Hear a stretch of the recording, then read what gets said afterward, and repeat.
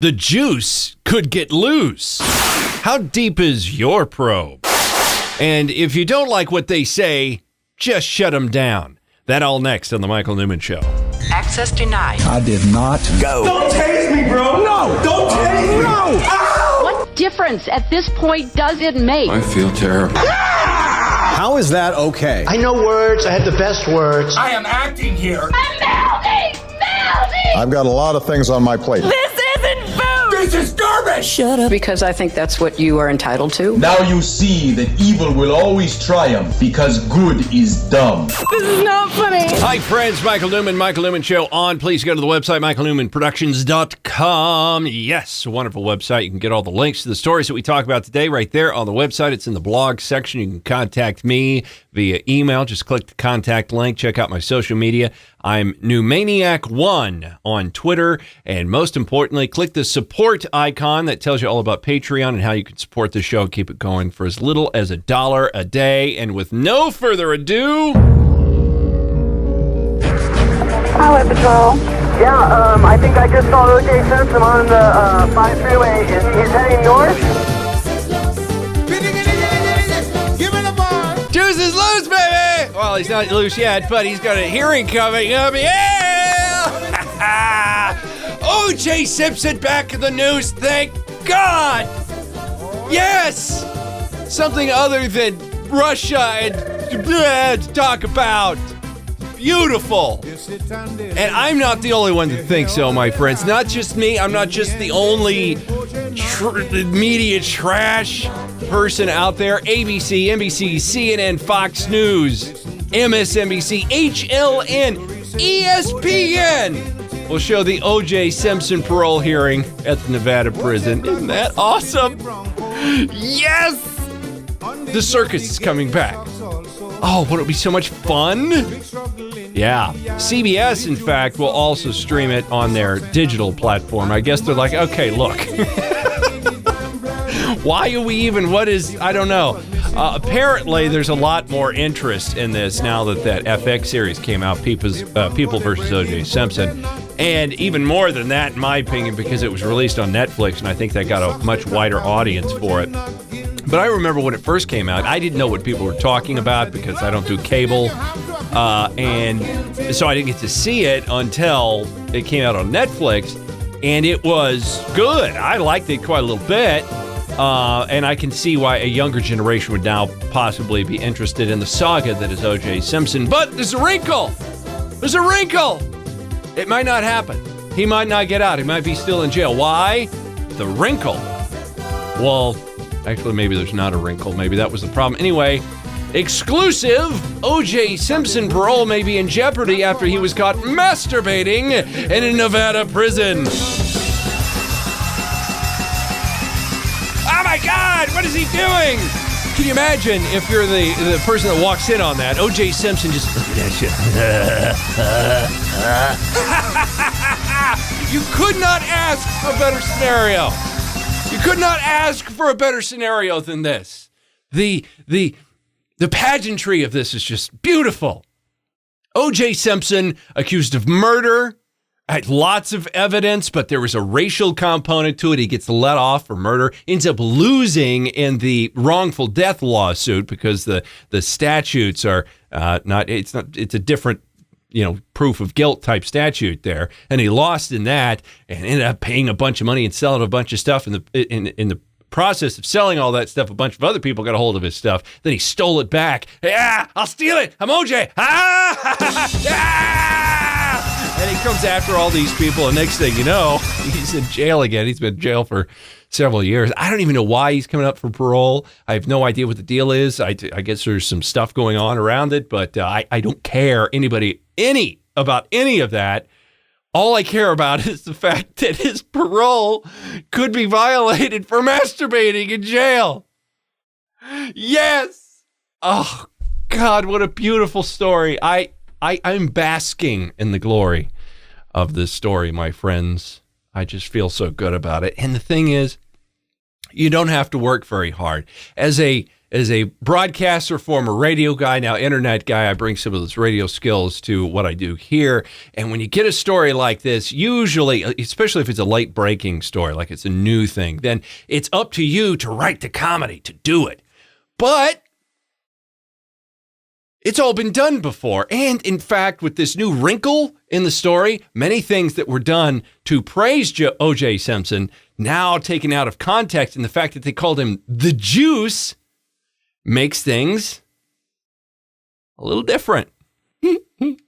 Well, look, okay, the guy was masturbating in jail. What else you gonna do? Just sort of hanging out, and you're like, hey, what are you doing down there? Huh? You want to hang out for a while? Okay. You know, and beyond that, I mean, there's probably a lot of depression in jail. You know, you're sitting there for years and years and years. And once you were the icon of all Americana, now you're just sitting in a prison cell. And then your lawyer walks in and says, you could be getting out on parole. And you just get excited. They turn on the juice. They turn on the juice. They cut him loose. They turn on the juice. Turn on the juice. Turn him loose. You turn him on, and who knows what's going to happen, for crying out loud. And I don't think it would have been that big of a problem. I mean, things happen. I mean, we're all adults here. Things happen, especially when you're alone in a jail cell. You get a couple of ideas on your own. But this ended up being his problem, you know, because when it was a female guard, and when she walked in, I mean, he was saying, Open up a big hole, Mackenzie. oh! Let the juice flow through. See, he shouldn't have said that. Had he not said that, then he probably wouldn't have been a problem. You know, poor Mackenzie, she's traumatized. And then he goes on. We want the juice to put a move on you. I think you just did, and that's going to keep you from getting out of prison.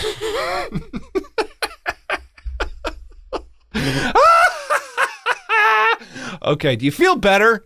Do you feel better? I got to tell you, you know, when I talk about this political stuff all the time, it really sort of gets me down after a while because nothing really changes. We can say anything we want. We can vote for anybody we want, but nothing really changes. The truth is the government wants to get bigger. We don't want them to get bigger. It's the all-time eternal struggle. It's been going back to the time of God, time of Jesus. It's the same stuff. And I don't know. I guess just talking about it gets you a little depressed. So a little respite with O.J. Simpson makes one feel much better. All right. Okay, now we're going to talk about some real stuff. Although we may play the O.J. Simpson song a little bit later. I just can't get the sight out of my head. Anyway, former United Nations Ambassador Samantha Powers and her involvement in the unmasking of former Obama administration officials of sensitive national security information is raising red flags over what insiders view as an attempt by the former administration to undermine President Donald Trump's key figures on his team. They're looking into this. Congress demands answers. Now, Congress, of course, doesn't have any power to prosecute, but maybe through what they find and where the investigation goes, maybe there could be some prosecution later. That's happy thinking, I guess, wishful thinking. But the truth is, this is a very important and pivotal part of this whole Russia conspiracy story. The fact is, all this stuff that we're knowing about, all these things that are being leaked are nothing burgers, complete nothing burgers. There is absolutely nothing here to point, number one, to a crime to begin with, and number two, to anyone within the Trump administration colluding with anyone about anything. There's nothing there. But the whole thing started through Obama and many things that he did, and then they released a bunch of information. They passed out a bunch of completely unmasked names to a bunch of different people so that, quote unquote, they could keep Trump accountable. And that's where the whole thing got started. So if you go way back to where this whole unmasking scandal started, you'll also know when the whole Russia scandal started. They made it up back then, and it's just been rolling with the punches ever since. Their whole idea, look, Russia doesn't really matter in this. Russia doesn't matter in this at all. It just happened to be the thing that they glommed onto. The whole point of this unmasking and this drip and releasing of information and having a willing media to carry the water for you, to carry this story for you, was to undermine the president. So the subject matter being Russia and the elections and all that is immaterial. Doesn't really matter. The point is that the idea was made a long time ago. If Donald Trump becomes president, this is how we're going to undermine him. Because if he becomes president, he's becoming president with a huge mandate from the American people. Not only do the Republicans have the entire federal government at this point in time, they have a tremendous amount of state power, and they're going to get more, hopefully, conservative justices. So the Republicans are going to be in a super majority of power here. And it's because over the entire course of the Obama administration, the American people themselves have been very unhappy with President Obama, regardless of what the media says, and they're ready to roll back the clock to before he was president of the United States. That is the truth. So what they needed to do was create a way to create scandal and to create unsureness amongst the population. And the way they do that is this subtle drip of information over the course of time. So this is where the conspiracy started. Now, Mueller, whatever the hell his name is, U.S. Special Counsel investigating ties between Donald Trump's campaign and Russia last year in the election, is now broadening the investigation. Here's Greg Farrell, who wrote the piece, and I believe it's printed in Bloomberg. The special counsel, Robert Mueller, is taking a broad view, an expansive view of his mandate. He's not looking just at transactions in the last year or two, but he's going back at least a decade to the sale of a Palm Beach mansion by Donald Trump to a Russian oligarch in 2008. He's looking at a lot of Russian money, Russian investors who bought properties in Trump buildings in New York and elsewhere over a multi-year period. So this is a deep dive into the president's history with Russia. He is being thorough. He is not the type to go on a fishing expedition beyond what he's been told to do. He's very much a by-the-book guy.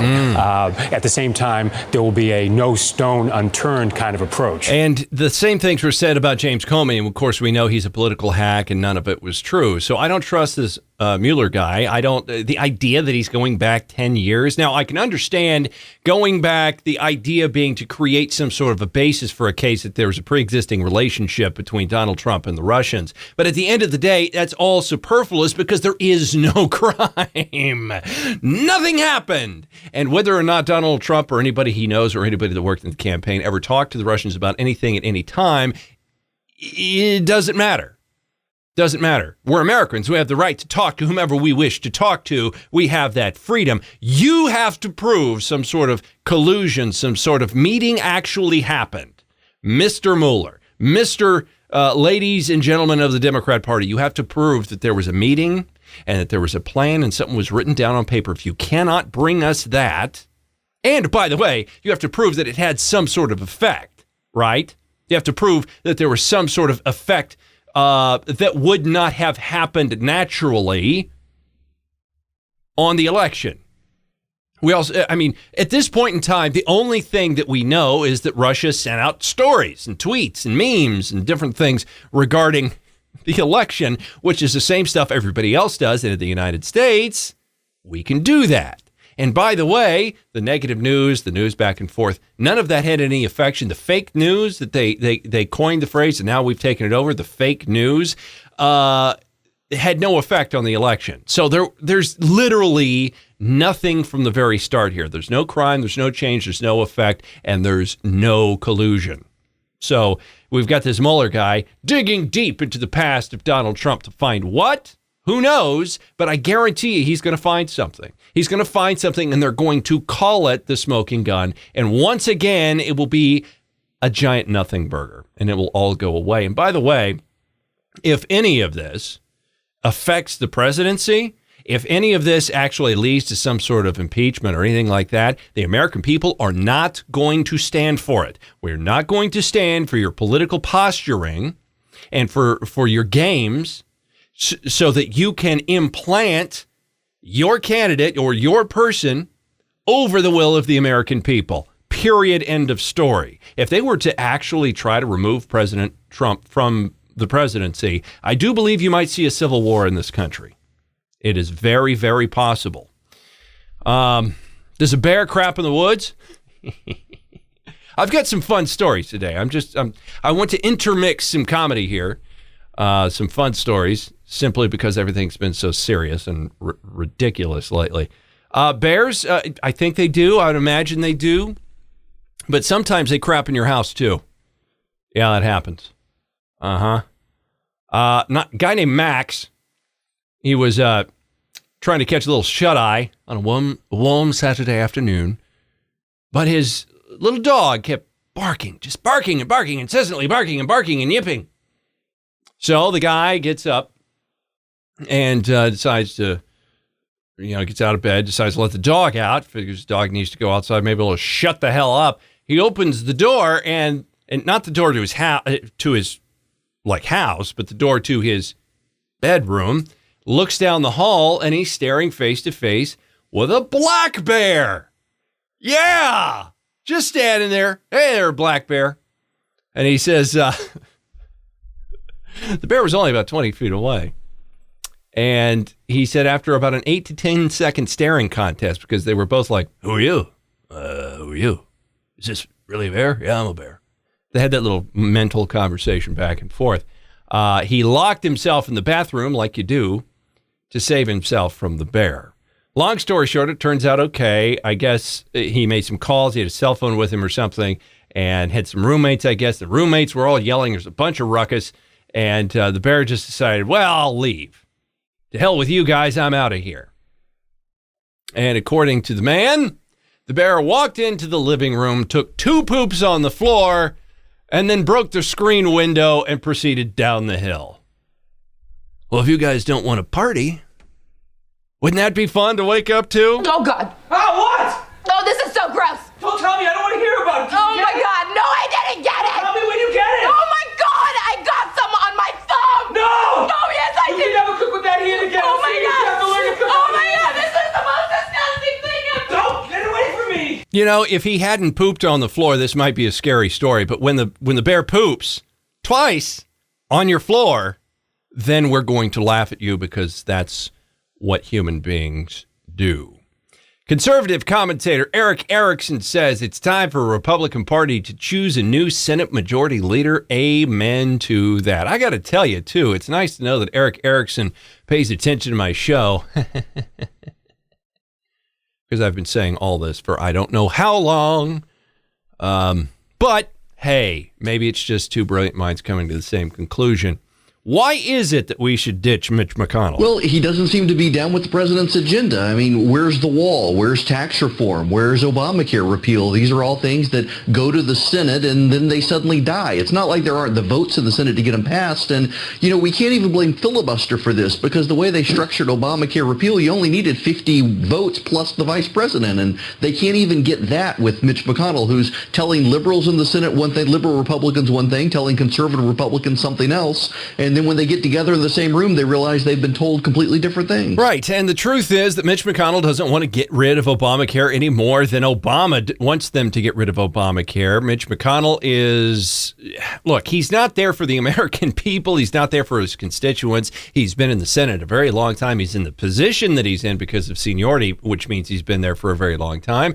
And he wants to stay in those positions of power. He doesn't care about anything or anybody but himself and will say and do whatever he has to stay in power. That's his only idea. And he thinks that if he creates bills that are Obamacare light, somehow that's going to ingratiate him amongst the more liberal faction of the right-wing party, a more liberal faction of the Republican Party. Who are those people, by the way? You do have these liberal Republicans in the Senate who have been lying to their voters for years, saying they wanted to repeal Obamacare. The problem, though, is that Mitch McConnell doesn't want to expose these people as liars because he thinks he needs them to cling to power. And unfortunately, they're going to bring down the whole Republican caucus. Well, and he may need to make friends with some of these people because they're in very, very high levels, like Paul Ryan. Marco Rubio, for crying out loud. These are the type of people, these are the Republicans in name only,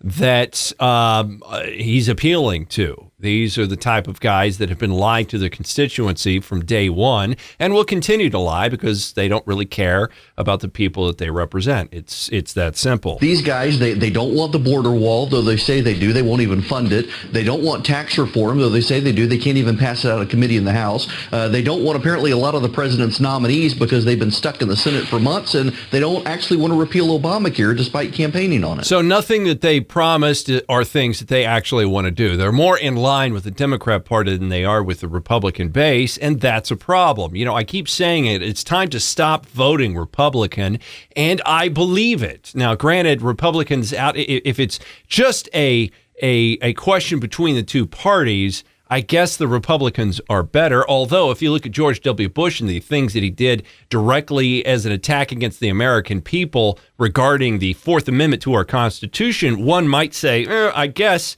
the Republicans aren't that great either. But then again, the Obama administration has carried all those things forward. So I don't think we're going to get any different reaction from either party in regards to those sorts of things when it comes to individual liberties of people here in the country. But one of the things that I think is very telling is about how the Republican Party in general and the establishment of the Republican Party treat the immigration question. Because if there has been a question, if there has been a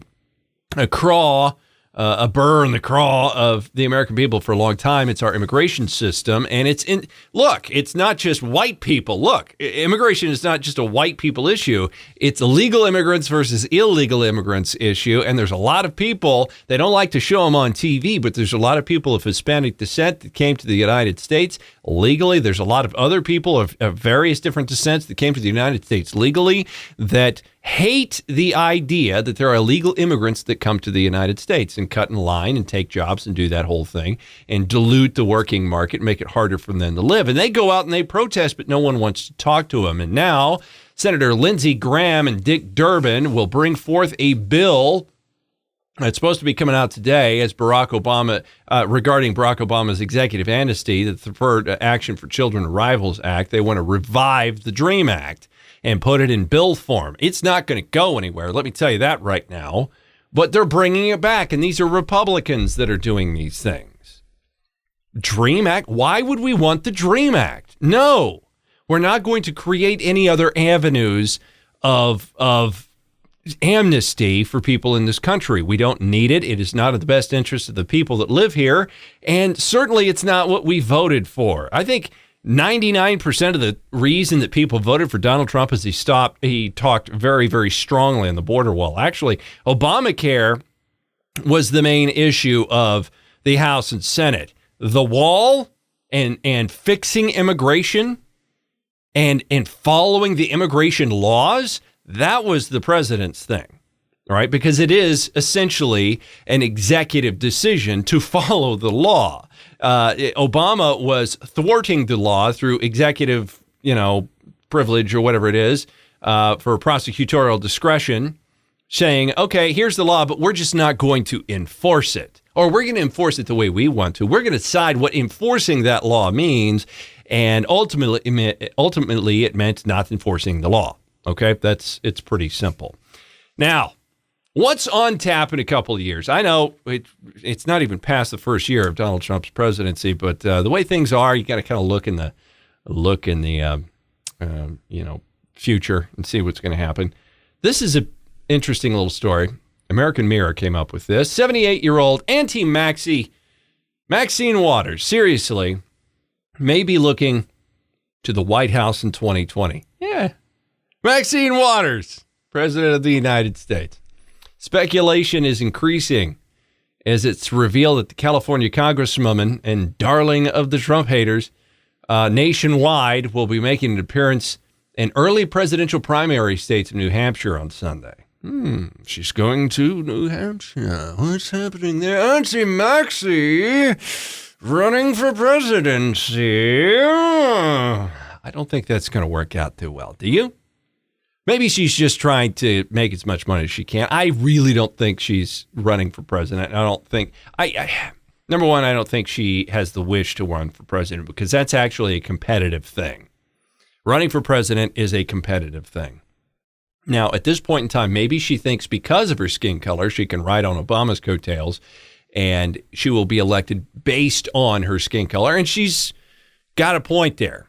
I mean, it is a very good possibility, but there is going to be a huge upswell of people that are not big fans of Auntie Maxie, because while she sequesters herself in the liberal bastions of this country, once she walks outside of that and actually has to debate people and actually starts to have to answer questions, it's going to be difficult. Imagine, though, if Maxine Waters was president of the United States. Can you think to yourself the lengths that the media would go to defend her? I mean, they went a long way with Obama, but at least he was sort of a suave guy. He's a good-looking guy, young guy. He spoke all right when he was on teleprompter. Auntie Maxie is a hot mess. She says a lot of things, and she said a lot of things over the years that would be cannon fodder for anyone against her in a presidential campaign like this. All you Trump supporters, according to Maxine Waters on the floor of the House there, according to Maxine, all you Trump supporters, well, you're not very patriotic. Many African Americans have paid a huge price fighting for justice and equality in this country, have died for it. I don't have to call the names of Martin Luther King and all of the others. We have paid a price, we have fought, but guess what? Despite the fact that America has not always been there for us, we have always been there for America. We have fought in America's wars. We have suffered discrimination. We have suffered isolation and undermining, but we stand up for America oftentimes when others who think they are more patriotic, who say they're more patriotic, do not. When we fight against this president and we point out how dangerous he is for this society and for this country, we're fighting for the democracy. We're fighting for America. We're saying to those who say they're patriotic, but they turn a blind eye to the destruction that he's about to cause this country. You're not nearly as patriotic as we are. Right. To dismantle the socialist society that was created by Maxine Waters and her ilk, that's anti-patriotic, because socialism is what this country was created on, right? Yeah. And then, of course, she stands on the backs of blacks to do it. Hey, our people of this skin color, we're great. And everybody else, everybody that's white, is basically what she's saying, sucks. And they're not very patriotic because they elected this Trump guy, and we hate Trump. And so let's just hate everybody and have a race war in this country. That's Auntie Maxine for you. So isn't that wonderful? And, you know, the thing that really bugs me about the whole deal is, and we've talked about this briefly on a couple of different shows, but for the left, they're all into identity politics. That's what they do. But the truth is, it's not about the identities that they identify with. So it's not about your skin color. It's not about your sexual orientation. It's not about anything like that. It's not about your sex or what you think your sex is or what your sex will be tomorrow. It's none of that. Those are just broken people that have decided to come together as a victim constituency unit and support leftism. That is the thing that binds them, is the leftism. And if you are in, and you can prove it, if you're in one of these constituency groups, if you're black or if you're homosexual or woman or whatever it is, transgendered, but you don't toe the liberal line, then you are attacked even greater than the cis white male, right? I mean, you're even worse than them. You are an amoeba of poop. What are you? You're nothing. So it doesn't. You're not in a group unless you're a liberal, right? You're not on their side unless you agree with their politics. So your skin color really matters not. And you can kind of prove this with the way people are treated out there. Now, I've seen this Jesse Lee Peters. He's a reverend, and he's out of California, I do believe. And he's got a show, and he does some radio stuff. And he seems like an all right guy. I wouldn't say that he's a conservative so much. I don't say he's crazy liberal. I think he's got some good values. But he works almost exclusively within the black community, and because he sees problems there, it needs to be fixed. And sometimes he just has to speak straight. Now, Reverend Jesse Lee Peterson, he is, I guess, a conservative activist who is also a talk show host, had a microphone cut off while he was testifying before the California lawmakers during a recent hearing at the state capitol. This is what it sounded like. My name is Reverend Jesse Lee Peterson, and I am founder and president of BOND, the Brotherhood Organization of a New Destiny, and our purpose is to rebuild the family by rebuilding the man. We are a national organization. I'm also a radio talk show host. I work with black men and women and children all the time for the last 27 years. I live in a community. And to come up with SB 10 is absolutely insane. And I do want to say first that Senator Hertzberg and the sponsors of this bill hate black people. They hate black people. They hate black women. They hate black children. Because these people are not going to live. You can't say that. These people are not going to live in these communities. Stick with the merits of the bill, please. All right. Sticking with the merits of the bill. The sponsors of these bills of this bill do not live in those communities. There are innocent black mothers and children who are dying for help.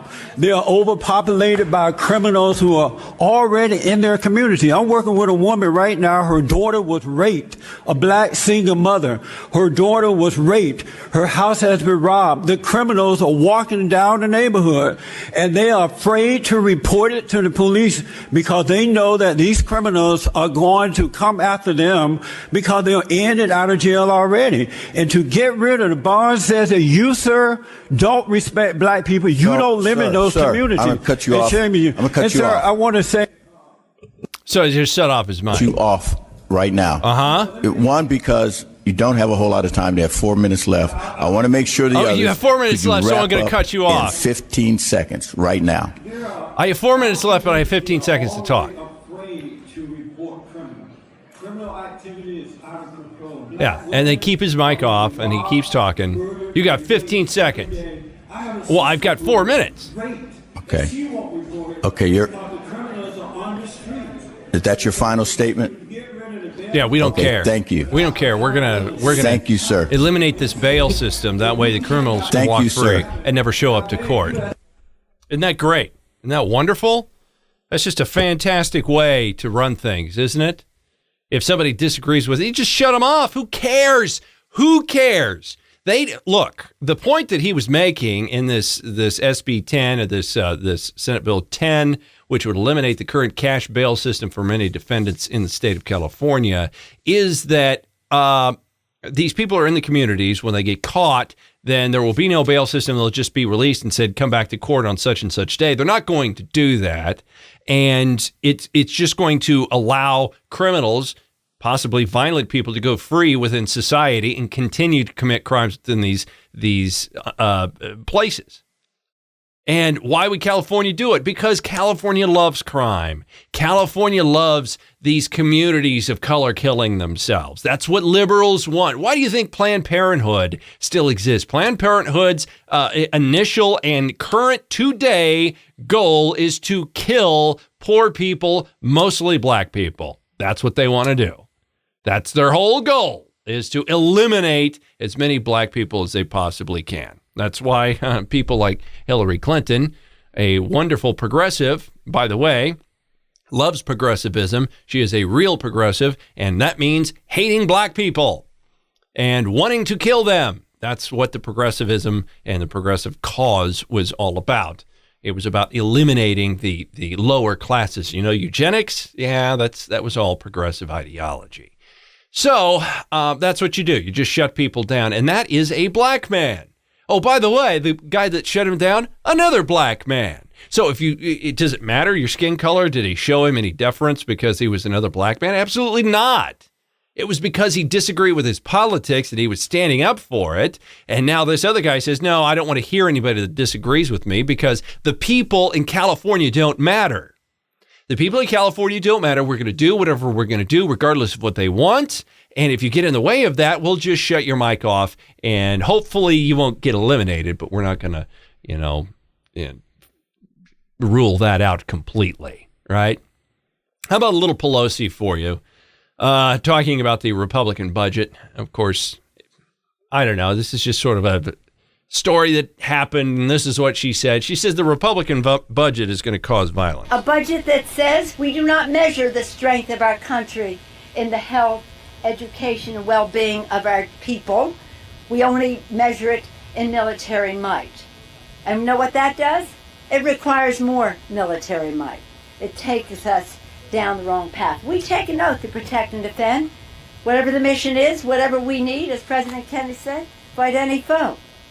But that's not the point of this. This is supposed to be a budget that prevents the spread of violence. Instead, they have a budget that stirs it up.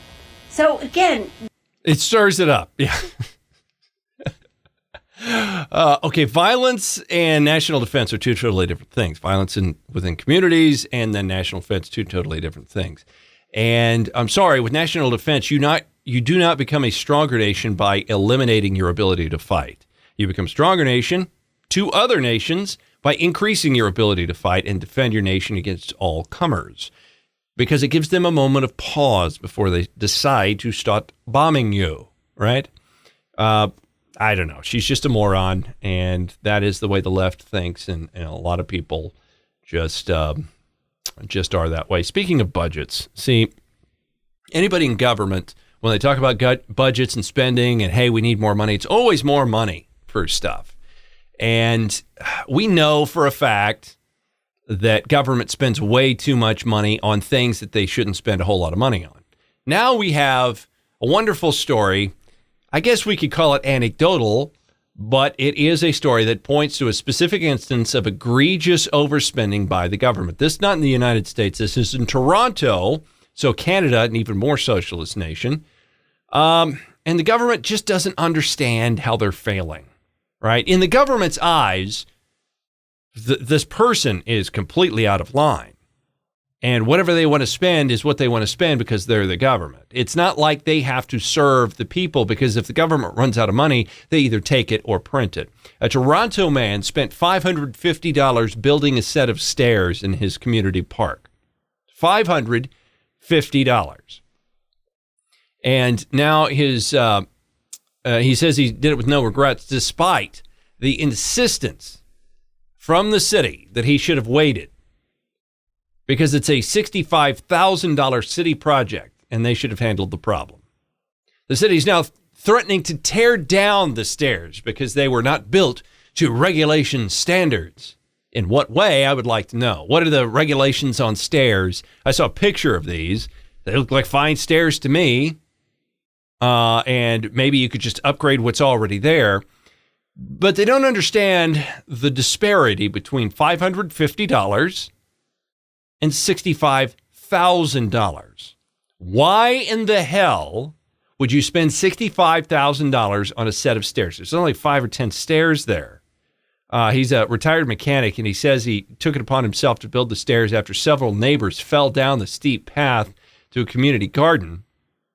And he said his neighbors chipped in a little bit on the project, and it only ended up costing about $550. Far cry from the city's $65,000 to $150,000 price tag.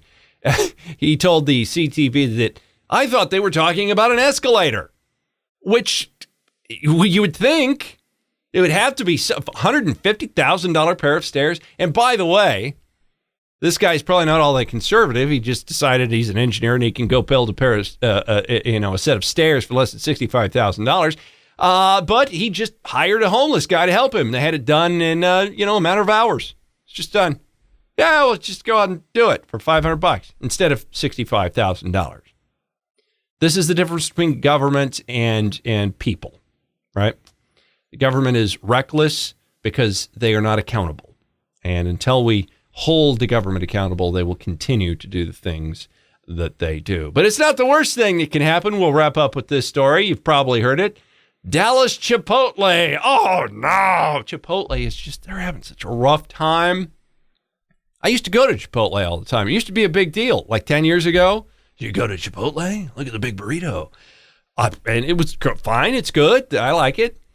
But apparently a Chipotle in Dallas had some unwanted guests. Apparently, I don't know, some rodents fell from the ceiling. So I just kept wondering what it was, and I kept looking around until I looked at the floor and I saw 3 rats. So I just ran. If we would have been sitting at the table over next to that, it probably would have fell on top of our food.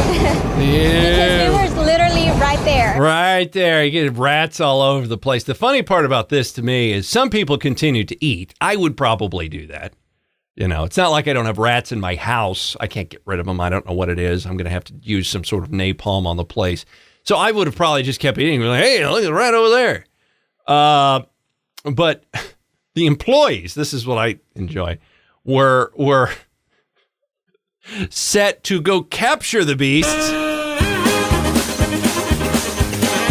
So they're having to run around the entire dining room area with brooms and those cool guy little scooper things, you know, that are on a swivel, and you put it down, you just scoops dirt into the thing and it picks it up, you know, those little dust pans on a stick, trying to catch them. Oh, yeah. Isn't that fun stuff? It just makes me happy. Just makes me happy. So, are you going to Chipotle? Are you going to give that a try? They said that the rats were from a crack in the wall and they came in from outside. I guess that's plausible, but if they came in from outside and they've been coming in from outside for a while, chances are they've set up shop someplace on the inside and it's going to require quite a bit of fumigation to get rid of them. They did say they're fixing the crack, but I think you're going to have to go a little bit farther than that for my money. All right, that is it, my friends. The Michael Newman Show is done for today. Thank you for joining me. Go to michaelnewmanproductions.com, please. There you can get the links to all the stories we talked about today. You can also contact me via email. You can check out my Twitter, Newmaniac1. I'm trying to start fights with people on there. It's kind of fun, so you might want to follow that. As also, please support the show. That's very, very important to me to keep the show going. And it's not much money.